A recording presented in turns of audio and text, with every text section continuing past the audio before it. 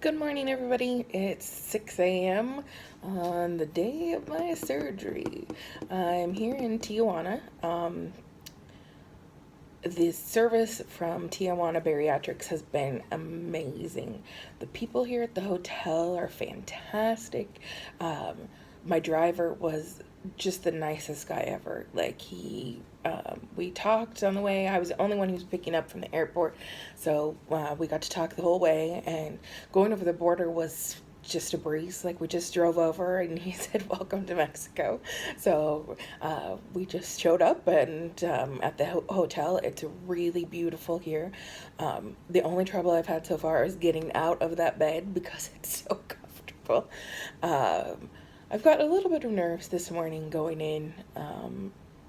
Just, I guess, just what you would have average for going into having major surgery. So, um, I don't feel unsafe here at all. And, uh, I'm anxious to finally meet Dr. Garcia in person, and see, you know, get this journey started and really get to start living my new life and start doing all the things that I want to do. And I haven't been able to do for quite some time.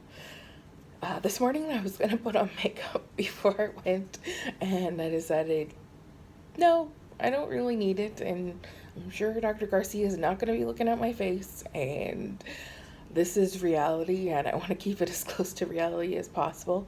So this is me in the morning. I took a shower. I did do my hair. But this is it. All my natural. Uh, and I went to put the camera in a place, and I was like, put it in a place where you can't see all my double chins and everything. And I'm like, no, that's not keeping it real either. So this is what we're here for. And, hopefully this is going to be gone. And can't wait to see what it is, what I look like with the thinner face. It's been a while. I've been overweight since I was just a small child. So I'm excited for everything. And I just I got to FaceTime with my daughter Maddie and my husband Trev this morning. They're 4 hours time difference, so she was on her way to school, so they were in the car, and I got to talk to them. And it's always good when I get to talk to them because they're my absolute favorite people in the whole world, and they always make me feel better. And I'm just so excited to be starting on this journey. I'm uploading this to YouTube. I don't even know if anybody's going to watch or not, but I wanted to have a place to document everything. So I guess I should, if anybody does watch it, I should introduce myself. My name is Stephanie. I go by Steph. Like I always say to everybody, people only call me Stephanie if they're mad at me. I am 36 years old. My birthday's in March. I have a 12-year-old daughter. Her name's Maddie.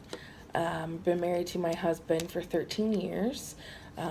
We have a awesome love story. We met online when we were 13, actually. And I'll definitely go into that story some other time and talk about how I ended up in Nova Scotia when I was born and raised in California. And I have 4 fur babies. Our oldest dog is Bella, and then our second oldest is Lily, and then we have Bear and Daisy. Daisy's the baby, and I miss them all terribly too. We FaceTimed with my daughter last night and my husband, and they were looking for me. They heard my voice and they couldn't find me, and so I was a little saddened by that. When my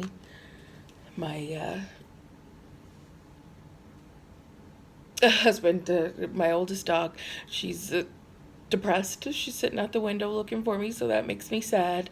But she's my cuddle girl, and we spent a lot of time together over the years. Um, just so everybody knows where I'm coming from, I suffer from depression. Well, I don't say suffer now. I'm living with it, and I'm thriving. So I do have depression, but it doesn't rule my life anymore. And I just want to put that out there because I know a lot of people suffer, and you don't have to do it in silence. There's always somebody that you can talk to. Certainly, if you need somebody, I'm always here. I have anxiety issues as well. They were exacerbated in 2010 when my sister passed away suddenly.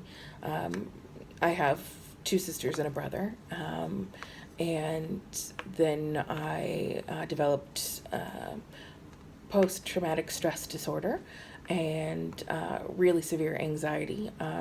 I didn't work and didn't leave my house for 2 years almost. It was the hardest and darkest part of my life.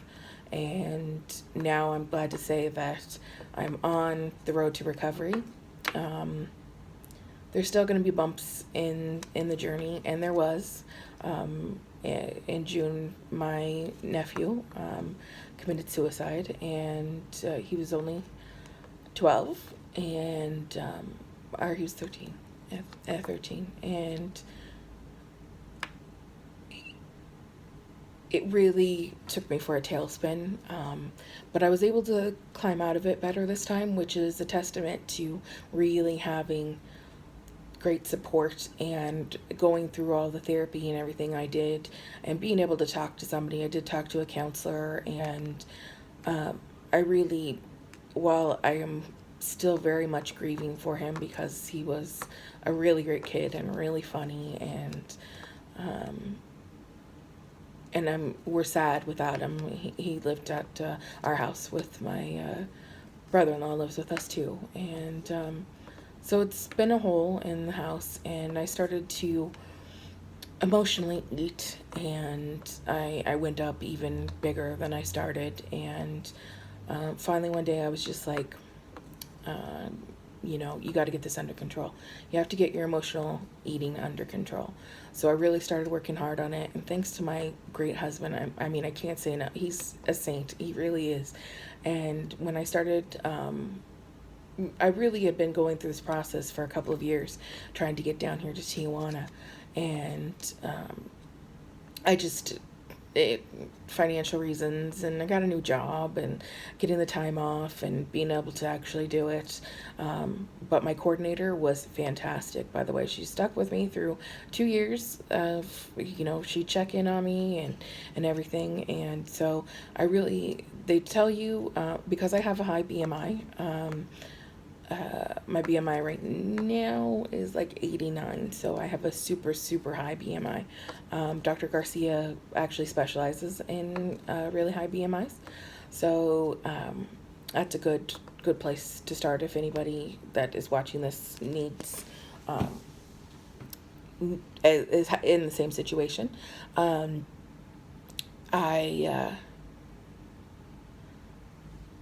Now I can't remember where I was going with that. Yes, they want you to do the pre-op diet.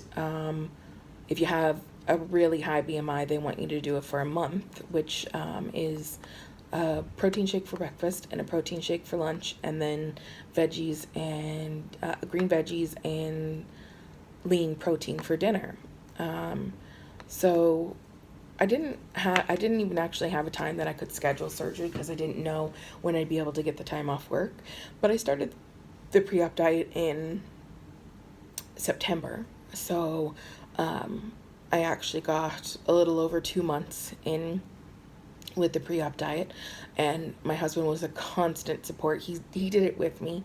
He's still like doing low carb, and he really pushes me every day to, tell me how great I'm doing and everything. And it's been amazing. And on that journey, I have really, really worked on my emotionally eating. It's been a struggle. It'll probably continue to be a struggle, but as long as I keep reaching out to people and they keep helping me, I think I can overcome. I've overcome a lot in my life, and I'm certain that I can bust through this as well. So I'm getting ready to take the shuttle over to the hospital. I believe they do blood work and other things, and then I'll get my surgery done sometime later today. I will definitely update after that. If you have any questions and you're watching this, just comment and I'd be happy to answer them for you. Um, and Thanks for watching if you did watch all the way through this 10-minute video. Um, and I hope to see you on the other side. Thanks.